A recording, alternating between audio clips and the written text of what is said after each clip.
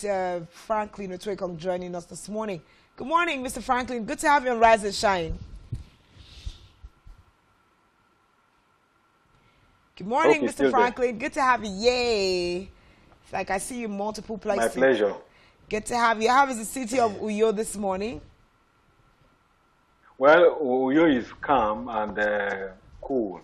We're just cool environment, and we're just running in hardship and hunger, which is what is plaguing us currently. Oh, wow. Okay. Okay. I don't know how to respond to that. But we have the United States elections are holding today. As a CSO, what's on your mind with regards to that? Well, I have been evading this discussion because here, as a Nigerian, if you ask me as a person now, I will tell you that I will go for Donald Trump. I will go for Donald Trump because he is, for me, a very bold candidate. He is someone who comes out boldly to stay in issues that are controversial and stamp his feet on his ground. It is my own opinion that if Trump were to be the president of America, that Russia wouldn't have attacked Ukraine, and also the Gaza war, wouldn't have taken place. I believe that Trump has the political will and has the might to dare the undareable. When you talk about leadership, you must have the guts. You must step on toes. Trump has stepped on so many toes, and I believe that Trump is a man that would be able to lead the world, because whatever happens in America affects every part of the world. So I think, for me, and in my opinion, Trump should be would be the best and should be so elected. In spite of his, that's how far I can go on that.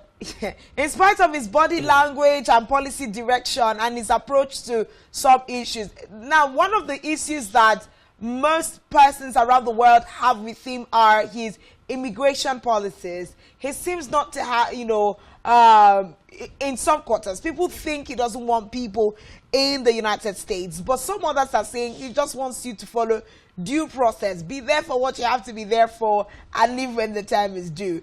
But, following his policy direction and all of that, you still think that he would be your better choice? I don't think Trump will deport the immigrants, because he himself is also an immigrant. His mom is not from the United States of America. So I don't think what you're hearing is the hyping, is the normal horse trading in the media. I know that Donald Trump will do better, because, like I have said before, Trump is one man who is very bold to stamp his feet and dare the consequences. I have even given you an instance that if Trump were to be the American president, I sincerely doubt that, the way Americans left Afghanistan, abandoning their armory and ran away, and the way Russia attacked Ukraine, wouldn't have been, because they will look at who is there, who is at the end of affairs of the world. If you do this, what would this person do? And they have seen that, Joe Biden, wasn't able. He wasn't able to, to stamp his feet on his ground and to defend the weak countries, the weaker nations. That is what I think. That is why you could see, you saw the way they left Afghanistan, ran away, left their armory. Russia attacked Ukraine, and then you see the Palestine, attacking Israel and the rest of it, and then you now see the war in Gaza. So many things are happening. So that is why I think that we need a leader that can be able to lead the world, that can stamp his feet on the ground and give policy that would direct every part of the world. Whether you are a weaker nation or a stronger nation, you will be treated as equal as the others. Okay, let's come back to Nigeria and leave the United States, alone for now. In our country, our own President Bola Ahmed Tinubu, swore in 7 new ministers yesterday at the Aso Rock Villa in Abuja, taking his cabinet to 49 members now, one of the largest in the history of the nation, to build this renewed hope arc for him effectively. 7 new persons, given new portfolios, and some reassigned. What's your thoughts about this move of the president? And I don't think we've had a conversation with you concerning these 7 new persons that have been brought on board. What are our expectations with regards to this before we even go into some of the demands that he's placed on the table? I just think that the president, needed to cut the cost of governance, needed to reduce the size of his cabinet. When the end bad governance protest, one of the key demands was that the government should reduce the cost of governance, should cut the size of the cabinet. When the president came up with, sacking 5 ministers, we were so happy. So we had thought that having remove 5 ministers, that the next thing is to see how to merge some of the ministries and then reassigned and realigned the other ministers. But unfortunately, we later saw that he removed 5 and brought in 7.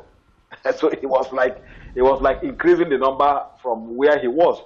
And well, I commend him for sending the names of the ministers with their portfolio to the Senate. But what happened in the Senate was something else, because I would have thought that the senators would concentrate more on their capacity of those who have been brought in, on their specific strength, asking them questions with regards to how they can contribute to ameliorating the suffering in the country and to easing the pains of Nigerians. But what we could see was take a bow and go, and that really did not go down well. So people like us would have seen a thorough screening where you would bring ministers and ask them questions, and then you give them thorough screening. Only a few of them, I think Ajumoke, that was thoroughly screened. The few of them, the other ones were just like, he has been a former this, he has been a former that, take a bow and go. That is, for me, did not actually go down well with some of us. That being said, all we want, whether the president is having 100-man cabinet, it doesn't really bother us. What we want is let the president translate his actions from the drawing board to practical terms. Nigerians can now be able to see food on their table. The cost of living will be reduced. The hardship we're having will now be ameliorated. Last year, I told you when we had a program here, I told you that the way things are going, that Nigerians may likely postpone their Christmas. Now we are heading towards Christmas. Just a month to Christmas. How much is a bag of rice? How much is a cup of beans? How much is gari? How much is yam? How much is granite oil? How much is tomato? Go and check. The cost of living has tripled what we had last year. So, and you keep on hearing the news of people who have passed away, people have died because of lack of medical care, have died because of bad road network, and the rest of it. So you can see that the hardship Nigerians passed through in 2023 is tripled in 2024. And who knows what will happen by December. Talking about, I overheard you and Francis, trying to become motivational speakers on the issue of petroleum, matter between Dangote and the rest. You see, I have said before, I have been saying, before President Tinubu came on board, I have been saying that the only way you can be able to resolve the issue we are having in the petroleum sector is to remove Melekere and his team. If, like I have said before, if the petroleum ministry were to be the private company of Mr. President, and he hired Melekere and his team, and since 2018 till 2024, these men have not been able to refine a liter of petrol from Port Harcourt refinery, that of Kaduna, that of Warri, and yet they are still there, and they keep giving us promises. From August last year till today, they have given us more than 5 deadline for the Port Harcourt refineries to produce, and yet they have spent over 1.5 trillion in internal maintenance to maintain the Port Harcourt refinery, and yet they have not been able to refine a liter of petrol, and yet they are still there. So if NNPC, if the ministry were to be, Mr. President, private industry, will he have retained them? The answer is no. So you let the big masquerade be eased out. You don't even need a protest. Nigerians don't need to protest for military to be eased off. Nigerians, the president needs to know that the team that he is working with in NNPC is not giving him the right answer. You've kept them there for more than a year, or running to over 16 months, 18 months, and they've been giving us deadline that petrol will be refined. All they do is to import. All they do is to import. And that is why they were the ones that are trying to frustrate Dangote refinery, because the only way they can make their own profit is to import. And tell you that market forces determine they have increased pump price more than 5 times since we had Dangote refinery on board. What are they doing? Just to import. The other time I bought petrol in Uyo in one of the NNPC outlets, I bought 1,650. I bought 45,000 naira. It was almost more than a half tank. I drove from there. That is Atatiku. If you know Uyo very well, Atatiku. I drove from Atatiku to IBB, which is just like a 1 meter stretch. From that Atatiku to my office, the fuel almost empty tank. And I went on a radio program and I was complaining about it. Some people who also bought from that same NNPC station also phoned in to complain that that same station sold fuel to them in their tricycles, and when they drove away from there, they had their tanks dried. What is happening? And this is happening in the eyes of the hardship that we are facing. Nigerians are being shortchanged. So a lot has gone wrong. That the president needs to sit up and not changing cabinet, but being able to look inward, having the political will to do the right thing and fix Nigeria that he promised us is what we need. Okay. Now, let's come back to the swearing in. But just before I fire the next line of action, I'd like for us to go listen to Mr. President about his charge to his ministers and see whether it actually met with the expectations of Nigerians. We'll just take a quick time and listen to the president. Then we'll come back and I'll ask the next question.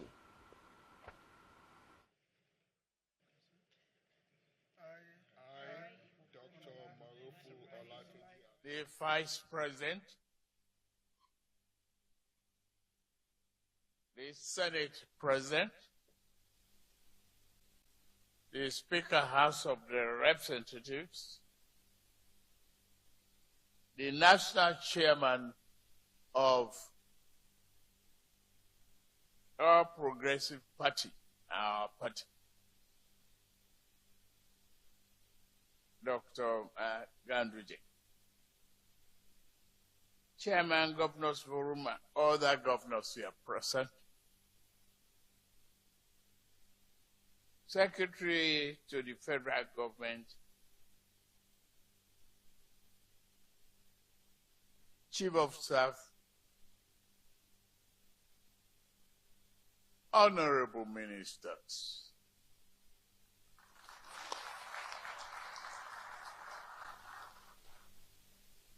and the traditional rulers.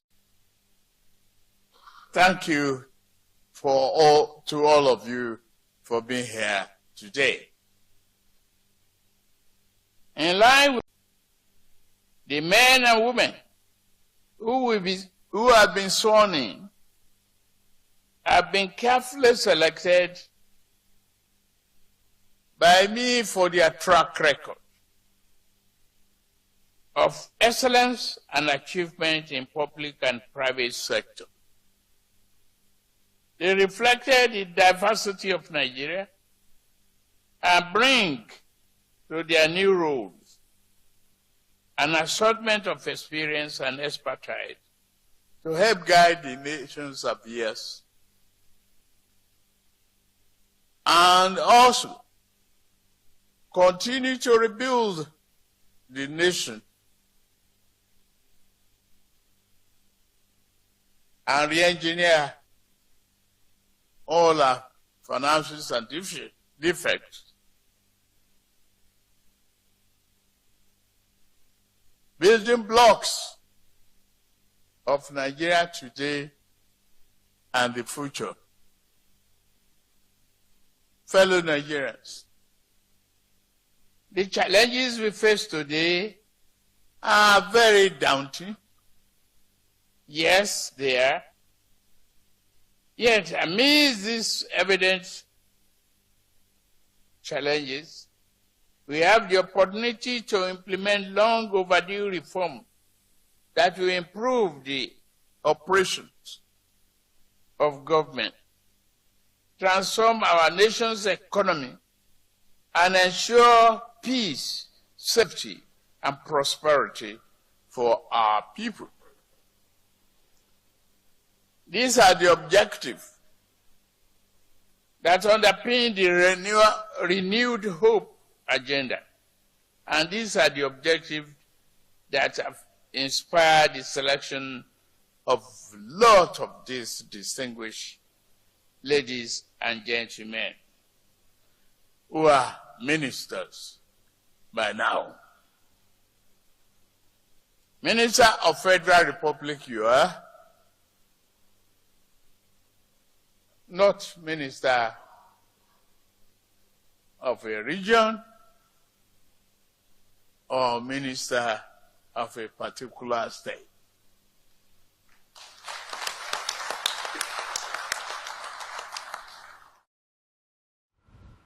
Okay, so Director Franklin, so my line of question this morning, President Bola Tinubu has stated clearly that, perhaps also trying to explain why they were asked to take a bow at the National Assembly and go without proper evaluation is that he chose these 7 individuals based on their track record and their achievements within the organized private sector and, of course, in public service.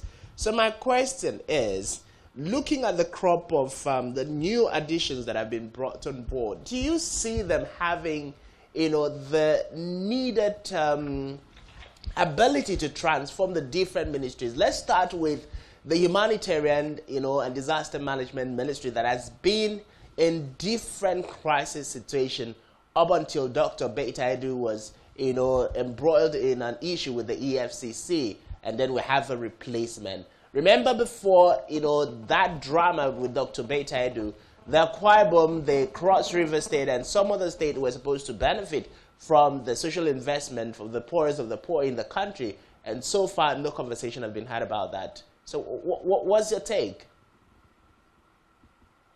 You see, just like I said in my opening remarks, it is not about I appointed these people, I have screened them, they are the best hands to help move this country forward. We are in hardship, contribute your quota to see how you can, help in the reform that we are going. These are the regular sermon that we've been hearing since the president took over. Apart from the other one of blaming the past government, the next one that we'll be hearing is what he has said. We are informed, we are implementing reforms that is going to take us out of this, hardship we are, just bear with us, and the rest. These are the preaching that the president keeps preaching, and no action has been taken. He just won 7 ministers. What happened to the 40 of them? 40 ministers, what have they been able to do? What are the scorecards? When you reshuffle cabinet, you would have told us the basis on which you rely to remove the 5 and why these other 40 have been there. We have discussed the issue of petroleum sector. What has happened in that sector? Desire a proof. I have heard you, Mr. Francis, asking, so now importing of petrol is cheaper than refined petrol in Nigeria, based on what we are hearing from the petroleum marketers. Why have the president not come out to say the Ministry of Petroleum be proved? Ask questions. Why has a parasite as NPC not been proved? These are the things. So you are bringing 7 people to come and add to 40 that have been with you for over a year and 7 months and no action. You have been on the drawing board. The president is yet to hit the ground running. All he's been telling us is that the government inherited, a collapsed economy and the rest. But he forgot that the Ministry of Finance that has, through the central bank, enforced floating of currency, floating of naira, that have made the country currency to become like tissue paper. Should have, think twice. The withdrawal of petroleum subsidy, which he, Mr. President, is the Minister of Petroleum, has added more hardship. The country is resting on the strength of petroleum product. And today, the cost of living is high. In my opening remark, I said that last year, Nigerians postponed their Christmas celebrations in December. We are approaching Christmas. The hardship today is, it has doubled what we had last year. And most likely, Christmas celebration may likely be postponed. You're already seeing the atmosphere is all clouded. The hardship is everywhere. You go out to the street, the roads are dry. People hardly use their vehicles to drive. In fact, to pay transport is cheaper than to buy fuel and put in your car and drive. For instance, if I'm to go to Port Harcourt today, normally before now I will put fuel of 40 liters of fuel. It will take me to Port Harcourt under a good road and bring me back. But now I will have to put 80 liters of fuel because of the bad road network that will take you to Port Harcourt, and 40 will bring you back. How much is a liter of fuel? But I could just walk down to motor park, and maybe pay a taxi or a bus, 7,000, and that will be cheaper than me using my car. So you could see that Nigerians are now resorting to trekking, resorting to using bicycle and the rest. The hardship that the government have put us through, desire for a change. So what I would have thought that the president should do is not coming to tell us that we are in hardship. We know we are in hardship. You are implementing policy that is imposing hardship, and we are calling on you to make a review of this policy. If you try a policy and you take time to explain, each time you come on board, you explain that policy, means something is wrong. The policy that you are enforcing should be able to explain itself by the workability of the policy. But here, the policy that you are implementing is not working. So that is why you see President and the presidency coming out to always explain and pleading that we should bear. How do you bear when you are in hardship? Today there is hardship everywhere. Which company is employing? Where there is employment, there is no employment anywhere apart from the civil service, and that civil service is through man no man. So that is where we are today. How much is naira to a dollar? How much is petrol a liter? How much is garri? How much is beans? How much the one you can call the food for the poor today, which is garri? How much is it a liter? How much is it a cup? How much is rice? So Nigerians are actually in a complete agony that, if not properly checked, we could postpone our December Christmas, which is just around the corner. That being said, now let's even look at the states. In Akwa Ibom State, for instance, we have been calling on the government to fix potholes, to fix the bad road network. Yesterday, I had to, drive to the University of Uyo, where you have the Epa Road. The entire road is cut off. You are entering that if you know the road very well, you want to enter from Calabar into, I don't know how you manage to your own station, to enter Calabar into. You want to drive through the village road that will take you to Metonku. That road is blocked, it's cut off. You want to also enter the Metonku, coming down to your own station, to enter through the Epa Road. The Epa Road is cut off. You are entering Calabar into through the TAM axis is blocked, because the government is working on the road called Tabernacle. So the whole of Itu Road, the whole of Udoite, the whole of Ekpa Road is blocked. It's cut off because of what? Bad road network. So how do you now subject your people to hardship and suffering? Even the ones you could address, you are here to address them as a government. Well, these issues are really strong. And I think the other side to this is that, they have been given portfolios, and just as the president did say, he followed through with their antecedents in public and private sector. But the conversation that we also need to have is to talk about the reassigned portfolios. Ministers that he had brought in 3 months after he came into office assigned them certain portfolios, but has now reassigned them. You raised the big question, and we'll be wondering, why aren't Nigerians clearly aware of the reason why these persons have been reassigned their portfolios? And there seems to be, there's no clarity where these reassigned portfolios are concerned. Would they be doing better in these new ministries? And why didn't they, you know, why didn't they succeed, so to speak, in the former, you know, portfolios that they were granted? So what are the expectations of the president now? He's talked about the fact that they are all on a journey of rebuilding. My question is this administration really rebuilding? And do you think that the ministers are doing enough to interpret the renewed hope agenda of the Tinubu-led administration?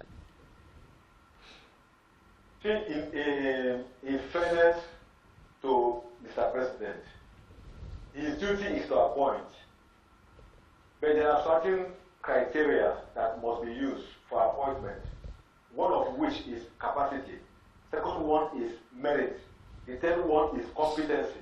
These three factors work in pari passu. They work in sync and in synergy. Now, let's look at it. I have said before, he had 47-man cabinet, the largest ever in the history of Nigerian politics or Nigerian administration. 47 of them. What has been the basis for the cabinet reshuffle that he made? It was because he himself has seen that the cabinet is not helping in rejigging, in changing, implementing the reforms that is bringing on board. Now you are out of 47, out of 45, you remove 5 and you brought in 7. Now you have 47. You bring in 7 to add to 40. The president should have told us how he came about removing the other 5, what they didn't do right. And this ones he has brought to add. What is expected of them to do? Now you came up, you scrap the ministry that was created by your predecessor, Ministry of Nigeria Delta Affairs, and then you merge the other ministries together. What do you intend to achieve? Did you ask question? Is that not part of him cutting? Is that not part of him cutting cost to match the duplicity of roles there? No, you see, when you say cut cost simply means you have 45, you reduce it to 36. So each minister from each of the states, that is what the Constitution says, that each state must have a minister in the cabinet. And you have 36 states and the FCT. So you could have plus minus 37 ministers. Here you're having 47. You're adding 10 to what the Constitution even says, which is even unconstitutional. So even talk about it. Now you have brought in 47 ministers. You went ahead to scrap a ministry that was created by your other administration, that was created to handle, to resolve issues that came up from the crisis that we had in the Niger Delta region. The president should have asked questions. How far has that ministry performed? The East-West road, let me shock you. The East-West road from Edo to Delta, to Bayelsa, to River State, to Akwa Ibom, to Cross River State is under the Niger Delta Ministry Affairs. What has the ministry done? Go and check. Why don't you prove to know why the ministry has failed? But instead of proving, you scrap the ministry and then you now took the NDDC, which is a creation, which is a political creation to resolve conflict in the oil producing community. You now merge it under the ministry, the ministry that takes care Niger of Delta Commission, agencies. You see? So that is where we are. So you could now see that you are simply falling for a crisis in the region that has been under peace. The crude oil that is being used today is being used because because there is peace in the Niger region, and because you have the ministry, and because you have the amnesty that is there to address the issue of the agitators. Now this is the point. So the president needed to ask questions. He needed to be able to check why has his government not actually performing, and then come up with a clean slate and scoring his ministers and tell Nigerians these are the ones who have done reform and the ones that you are bringing on board. But what he did today was to increase the ministry by 7 and then telling us that it is cutting cost of governance. He has merged the ministries. What do you expect to get as a result? Go and see the East-West Road today. You don't have road to travel to Port Harcourt. You don't have road to go to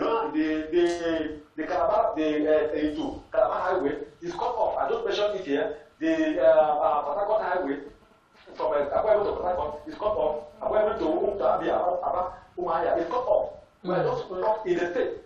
And the Ministry of Works is there. Every day you will hear there for money coming out to give all that activities addressing his school children.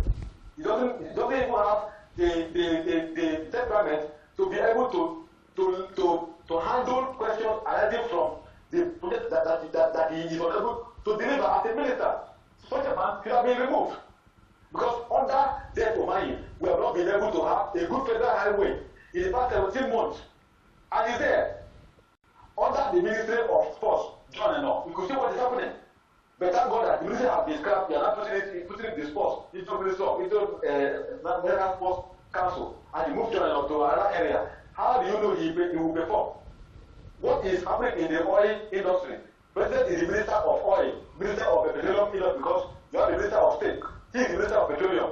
What is he doing? Has he been able to give an account of himself? You talk about the issue of the school, the students that were arrested under the guise that they flown Russian flag during the NSAS protest, during the NSAS governance protest. Who caused the arrest of those children? Has any head been, has the IG been queried? Has the minister or whoever that is responsible in that area been queried? That is the point. Has the NSA been queried? Why should those children be arrested and detained for more than 3 months and out against the laws of the land and embarrass the entire country in the eyes of the world? So that is where we are going. The president is trying his best, but those around him are helping him to fail. And from the way I have seen, my summary is that the president, Tinubu government has been programmed to fail. Okay, let's come back home to Akwa Ibom State. There's a lot, in as much as the person of Devumaya and other ministers that you mentioned. Some Nigerians believe Devumaya has actually been doing a lot. But let's move away from that and come back to Akwa Ibom because we're pressed for time. And I'm going to allow us to take 2 videos that shows the state of some of the dramas that we are facing in Akwa Ibom State. I remember somebody who visited from Lagos coming to Ibiakura and down to our studios, and the person asked, is this still part of Akwa Ibom State? And I said, yes. And it was some level of, it took some level of convincing for the person to be told, that this is part of Akwa Ibom State. When we talk about the good roads and all of the things that we say, now that is a typical Ibiakura, road on a day that you're trying to get to work, especially when it rains. Now, moving away from Ibiakura and Retonku Road is also another road. I mean, you've highlighted Tabernacle Road, you've highlighted Ipa Road, you've highlighted, Uyo Village Road, you've highlighted, let's go to Ikone Pogitam axis, let's get to the main streets of Uyo, with the potholes, the drama, the people getting stuck because of, rain, and then the bad roads. What is the way forward? As a civil society organization, yes, you've said a lot across different media platforms, but what do you think the government of Akwa Ibom needs to do? I remember the last press briefing, the Commissioner for Information, the Commissioner for Works, they all talked about the fact that His Excellency Governor Pastor Umono had given the go-ahead for Akrima and other agencies to get ready for the rain to stop, for them to be able to patch the roads. I remember shortly after that seeing somewhere along the Orong Road axis, a place that used to be flooded, being worked on. But from your assessment, do you see the work moving within the pace that Akwa Ibom people can soon have some level of relief with potholes and bad roads, especially within Uyo metropolis? There is no hope in sight. I have not seen any hope. I just told you yesterday, I don't even know. I've been hearing about the bad road at the Ipa Road. I said, I had an appointment at the Betogu. So I had to drive through the Uyo Village Road, which is the closest, just by the government house off Brass Road, enter the Uyo Village Road. Surprisingly, the road was cut off, was blocked. They were dumping refuse, and the road had been cut off. I had to turn back from there and drove. Imagine the little further I had in my car, and drove from there again, came out and entered the Ipa Road, and I noticed that right from the main gate before the main gate of the University of Uyo, which is the masterpiece, which is like where you have people from various tribes, various states, staying. Like you have students from across the country schooling there. I drove to that point. I noticed that before you get to the overhead bridge, the road is cut off, and I drove from there. I managed to, find my way out from the dishes on the way to after the main gate, still on the bar road. There is a big, gully just after the main gate. That gully cut off the road that leads to the ECECC, still in the bar road. One that leads to Itu Road, one that leads to Goite Road, and all these roads can link you back to Calabar Highway. I could not find my way down, but I managed to swim my car through the gully and enter the side that takes me to the Retonku. Getting to that point was also being blocked. So I noticed that everywhere had completely been cut off. Now, my worry is that that is the community. University of Uyo is a community of its own. You have people, like I said, from all parts of the country doing businesses there. You have students from across the country doing businesses, schooling there. You have people who are living there. They have been cut off. The business activity is shut down. The security of their life is under threat. Every now and then they will complain of insecurity, of threat, because the security men don't have access to patrol. Again, because the people living there are like cut off. The way in, way out, they are cut off. They have no way in from the bar road, from the village road, and from the Itu road. So everybody now remains locked in. And I have to interview one person, and I said, how do you cope as someone who resides here? He said that the moment he manages to go out and manages to come back, he doesn't go out again. His days is shut down, it's over. And so you see what they are going through. So when you ask me whether there is a hope, yes, I would have been tempted to say there is no hope inside. But yesterday, on my way home, along the 2-lane exit, the Africa walk, I saw the company, Amitech, grading, I saw the feeding potholes. And I stopped by to ask, why is Amitech, why is a contractor handling the work of potholes when you have a government agency, the AKS, whose duty it is by status to patch potholes, to maintain potholes, and they will do it well. A company that has the taxpayers' monies and they have the equipment well, refurbished, ready for work, but yet they are not going to the street to carry out their work. You have the Ministry of Works going out to patch potholes when you have new roads to be opened, and that is not done. When Ministry of Works should be focusing more on dualizing of roads and allow potholes or road maintenance to maintain my roads by the AKS, the agency, road maintenance agency. That is what it ought to be. You cannot have Federal Ministry of Works going to patch potholes when you have the FEMA. That is what it is in Akwa today. So when you ask me if there is any hope inside, I'm still wondering what the government seems to achieve when you have an agency whose duty it is, whose effort it is to handle the work of maintenance of roads, not doing his work. And you have the one whose duty it is to open up new roads, going to handle potholes. And then you have contractors going to be engaged, paying them money to go and patch potholes when you have agency or government that is being paid by taxpayers' money and not doing what they ought to do. So the question should be, what does the Ministry of Works or what does the government want to achieve by not allowing the agency that is duty bound at their function? So you can now have potholes across the entire state.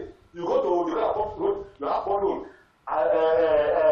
IDB, you have potholes. Even the one that was done at the Atiku, if you still have what is raised, you still have the area flooded. So you could have potholes because the agency that is duty bound to handle this issue is not doing his job. And the question is, why do you retain an agency when their job is not done? If you don't want them, you cut them off. And then you get the agency that you think will do the job to do the job. But I find it difficult to accept that Ministry of Works will be the one to go to patch potholes. I find it difficult, and I think that is why anyone that they have patched in a few days' time will go again. You see that pothole will reopen. I have seen all what they have done before, and they still reopen. So the point is that the governor should ask questions. What is happening with Akrima? And why do we have potholes spreading across the state? You mentioned the issue of Ibrahim. I have been coming to that area. I pity the entire community. The entire stretch of the road from Wetongo axis down to Ibrahim is cut off. The community there is completely gone. And sad again, the senator representing the district was the Speaker of the House of Assembly. You have the Speaker. What was he able to attract? Now he's senator of the Federal Republic of Nigeria. Has he been able to draw attention of the governor to this particular issue? You have the chairman of the Internal Revenue Commission, Mr. Okonokon. What is he doing? You have the House member representing the area, Dr. Idorita. What is she doing? You have the head of the governor of political matter, Dr. Government Dole. What is politics when you are able to attract governance to your people? So these people they ought to make the government know that the area called Uran, like a single road that is motorable. Now, these are really, really strong, issues that you have raised and, comments that you've made. You've even answered the question I was going to ask, because what are the agencies of government doing? But it's still in line with that. How do we handle these agencies of government? Because just like in some of the issues we've looked at this morning, these agencies are doing one thing. The governor and maybe the president are unaware of their activities. So maybe the line of communication is not so clear. Why are we having a lot of potholes when there is an agency saddled with the responsibility of road maintenance as opposed to those building? So my question to you is going to be that how can Akwa Ibomite handle this issue? How can we raise our voices to collectively demand that the Commissioner for Works does what it's supposed to do? The directors in charge of the agencies to maintain our roads should do that. These roads that have, recently become bad as a result of a contract that was awarded to Sig Motors on the Calabar-Itu Highway. Is the governor fully aware of the repercussions of, that construction that is going on there? Of course, number one, that construction, it looks like, they don't know if they're going forward or they're going backward. So what exactly is happening? And all adjacent roads, around this axis have gotten bad as a result of that. So how can Akwa Ibomite speak up and get help? You see, I want to accept your initial postulation that it is possible the governor does not know what is happening. You see how Mr. President has reacted to the arrest of the underage the minors, yes, by the police and detaining them for over 3 months. Here you see the president's reaction. It simply shows that he did not know about it.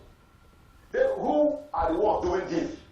They are the people who have built the wall around the president. He was surprised to his marrow when he saw, just like us, everybody saw the children being brought to the courtroom. So they were slumped.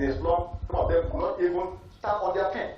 And you saw the federal prosecutor, a lawyer, coming out to say that those children are husbands of people people that they are adults, that they have fathers, they are children, you could see the difference from the prosecutor. That shows you the kind of people that you have in government. These are people who will tell president that these children you saw in court only came to witness the proceeding, that they are not the ones that were actually being arraigned. You could see the first PRO Mojo was saying that what you saw, we are acting, we are only acting. Those children who were lying, we are only acting scripts. These are the kind of mentalities you have. People don't expect the president or want the president to know what is actually happening. So back to the question you're asking about in the state. Same thing is happening here. How will the governor know that there are potholes in Uyo when he is not made to pass through, to drive through these roads? That's the point. The governor has appointed his aides, has created, released funds for the agencies that ought to do their job. Now, if they fail to do their job, how will the governor know? It is when you and I, people who are speaking now, and we are calling out the government, that the governor will not ask questions. But the truth remains that instead of the people who are responsible to make the governor know what the governor should know, like seeing what we are saying and hearing what we are saying, they will rather shut up the governor from the media space and letting him know that he is the best. Imagine the whole of Ipa Road. Imagine the whole of Kalabaitu. Imagine the whole of Uyobe. These are communities with population of people. This road leads to the Itu Road, the Kalabaitu, the Itu Road, Uyobe Village Road, Ipa Road. They all lead to the Science Park, which was a masterpiece project of the past government. And that area has become, a forgotten area. So how will you afford development when you don't have access to road? So the governor, Pastor Umoino, has good intentions for the state, but people who are mounting these respective ministries are not helping matters. They are the ones who are making him not feel that he's not knowing what he's doing. Otherwise, I wouldn't see any sense. I am yet to be told any reason, any sense behind a ministry taking over the job of an agency. That is the question that I've been asking. When the commissioner came up to do a press conference at the press center, he did not bring out the agency. He only said that the agency, will be augmented with contractors. Are they complaining that they are unable to do their function?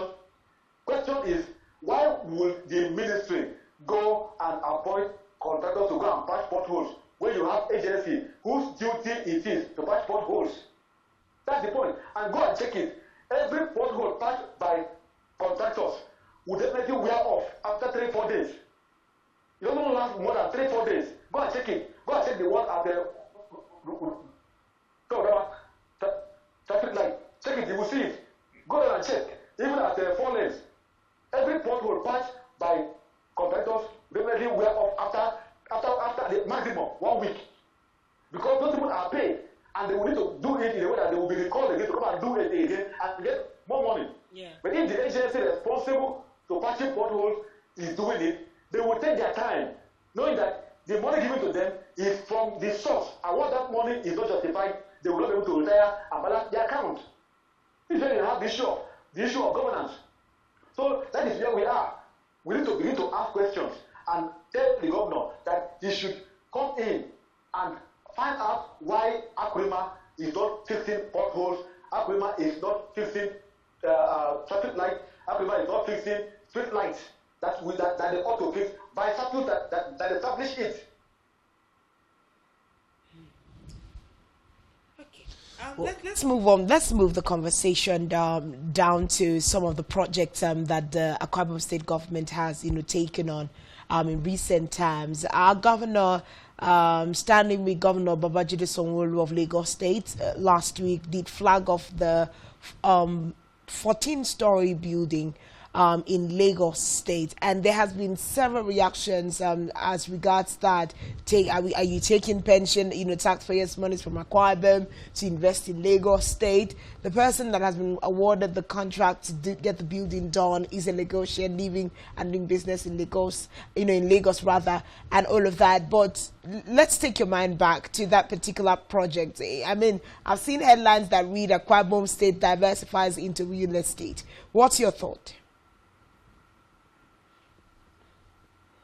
Well, I don't want to overflow this issue. I have made my personal opinion known in several platforms, and my take is very simple on it. The government has the right to invest in any part of the country, any part of the world that the government deems fit. Investment in the name of the government is not in the name of the governor. You must be able to differentiate the governor and the government of Akwa Ibom State. Why you have the likes of the CC, ECC, and other Chinese firms coming to invest in Nigeria economy, leaving China? Why do you have an American company like the ExxonMobil, like the F and the rest coming to invest in Nigeria economy? Is where they are able to, they are able to get a return of investment. At the end of the day, what matters is the investment in a transparent manner, is it in an accountable manner? That is what, for me, is the question here. But if these two questions are answered, good to go. You can invest anywhere. When the returns are made, it brings income. The point is that you are sourcing for internally generated revenue. Whether you source it from Kaduna, sources from Abuja, sources from Lagos, from Sokoto, from anywhere, even from China. For me, it's immaterial. But what is material is that when the income starts coming, it comes into the state treasury and is used to better the lot of the state. That is where I have issues. So the question as to why is it in Lagos, for me, it is like, I don't know why you're arguing, why the question should be, why is it in Lagos? If Lagos State is where you have the atmosphere for real estate, and if you put in 1 billion naira, for instance, you will get 5 billion in return. Why don't you go and do it? All you need is you try to diversify your economy in order to get the revenue that you need to be able to plug it into your economy in your state. That is the way I see it.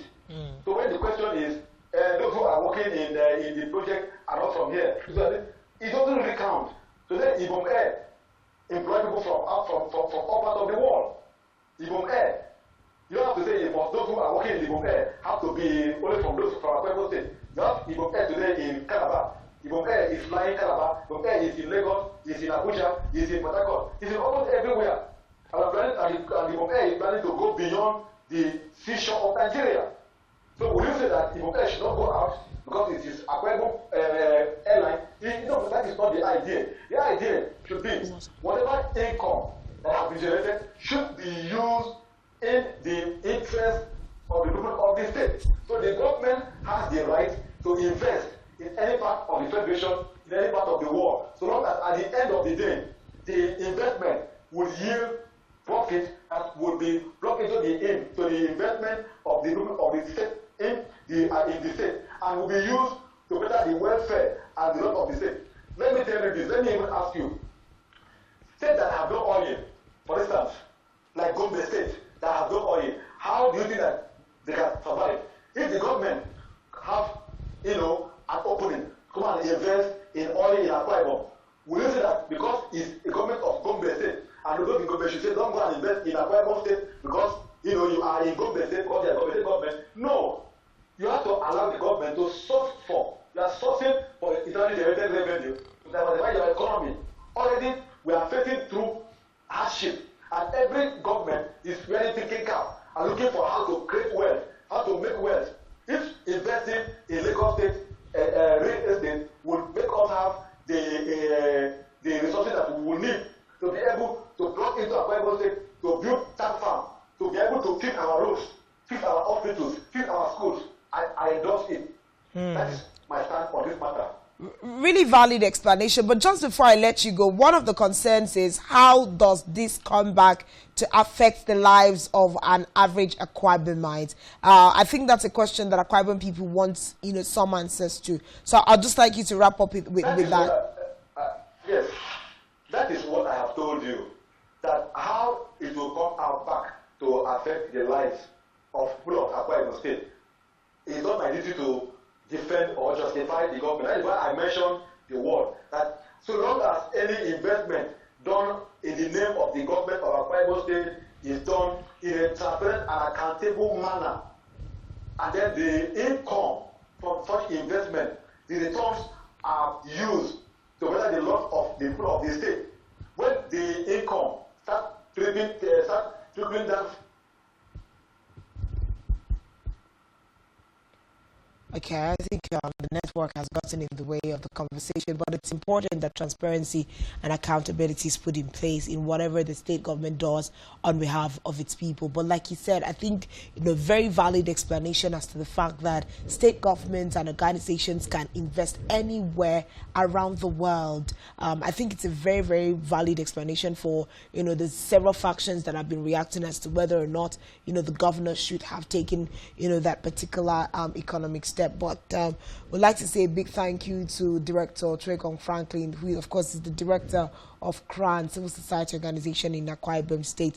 A really good conversation this morning. Definitely. Thank you, Director Franklin. Sorry, the network coming the way just at the end of our conversation. Yeah. Well, let's take a breather and head straight to the front of our national dailies.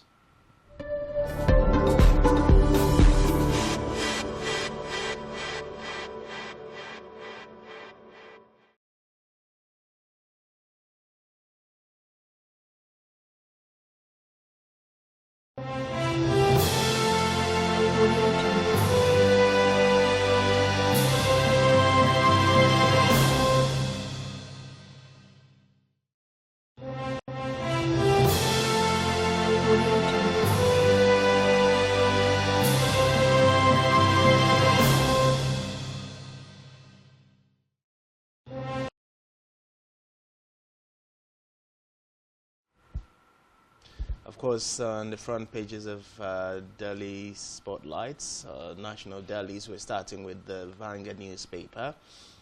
The hashtag end bad governance conversation is the screaming headline. Tinubu orders AGF to free minors facing trial. That's a page 5 read. U.S. presidential poll, Trump-Harris in dead heat. Page 12 has the story. Fee hike, parents protest. Short Lagos Secretariat demand reversal. That's a page 14 read. You'll be criticized, abused, but be focused. That is Tinubu to ministers. Page 9 has a story. APC kicks as Atiku tax Tinubu's economic policy prescriptions shambolic. Okay, that's Boli Kaja. Those are the major stories you find on the front page of the Vanguard newspaper this morning. Moving on from the Vanguard, our very next paper will be the Punch, and the masthead of the Punch here, of course, still talking about Tinubu orders investigation and probe as federal government backs down with regards to the hungry miners. We also see here miners' arraignment dent on Tinubu's government, says opposition. CSOs demand compensation for detained protesters. We also see here Tinubu asks new ministers to stay resilient amid criticism and abuse. We also see here stock markets rise as Trump-Harris battle for U.S. presidency. Okay, page 12. That's literally global presidency. Cleric backs life jail for raping minor inside mosque. Page 5. Third story. On your PDP defense marking day says APC scared of Nigerians. That's it. Page 3 read. Above the masthead, imported petrol cheaper than Dangote's 990 naira per litre, says marketers. UK to raise tuition for varsities in 2025. We'll go to school in our country. EFCC arrest ex-Delta Governor Okowa over alleged 1.3 trillion naira fraud. Page 19. That's a serious story, of course. Something that we'll definitely look into. Francis, you're laughing when I say Nigerians go to school in Nigeria. Nigerians will still travel. It's because we are the ones that are, what's the word, patronizing education tourism. Well, it's not. It's also the fault of the federal government not giving us the quality of education that would suffice. But I mean, that's all we have on the front page of the Punch.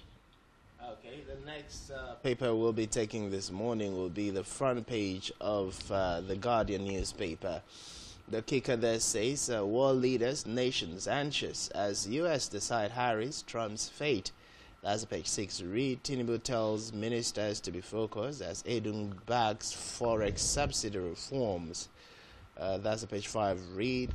Reps probe NNPCL as protesters lament fuel crisis. When are we going to see the last of this probe?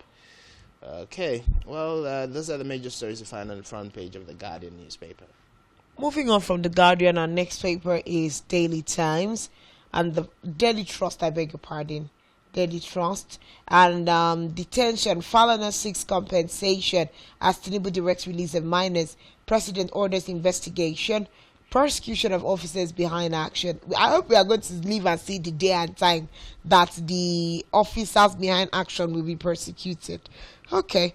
Arrest inhumane, says Bauchi governor. AGF to take over, discontinue case today. All right. Harris Trump in neck and neck as Americans elect new president today. I'm particularly excited. Olympics affiliate awarded $5,000 compensation. Officials face sanctions. Okay. MTN records 514.9 billion naira loss as subscription drops. Nigerians have not been able to eat. We are subscribing to watch what? All right. Serious things are happening in this country. Ex-Delta Governor Koa in EFCC custody over diversion of derivation funds. 1.3 trillion naira. Serious things are happening in Nigeria. Stop castigating leaders. Allow God deal with them, says Sultan. I like his eyes, the Sultan that is saying it, because if it was a preacher that was saying it now, we'll all be like, Why is he not saying Allah? No, it's God. See, at the end of the day now, it was Peter Abi that recently came under fire for saying, we should, we should change the vigil night hours into night shift and all of those things. I'm glad that we all share common sentiments.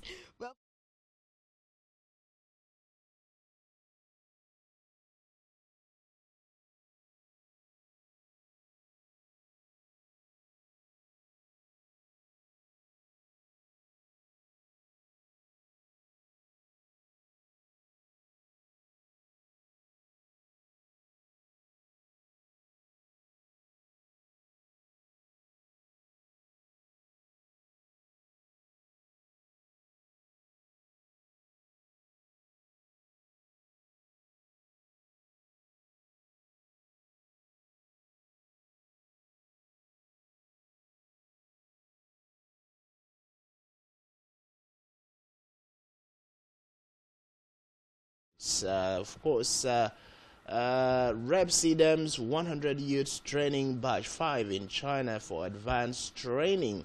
The last will take before leaving the eyes this morning. Federal government monetary policies alone cannot rescue Nigeria's economy. That's according to Dr. Wisdom Ainang. 29th 30th Convocation UNIO graduates 12,450.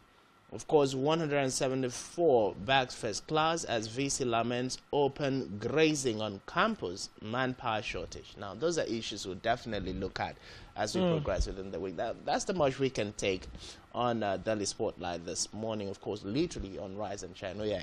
I feel like we've had a field day. Yeah, we've had a field day. Quite a lot of things to talk about and laugh about. I'm excited about. So let me go and watch the U.S. elections. I'll see you tomorrow, and we'll definitely talk about it. Thank you for coming to our Rise and Shine talk today. My name is Uyaye, man. Airman Franks is in it. Enjoy the rest of your day. And good luck to the Americans. See you tomorrow.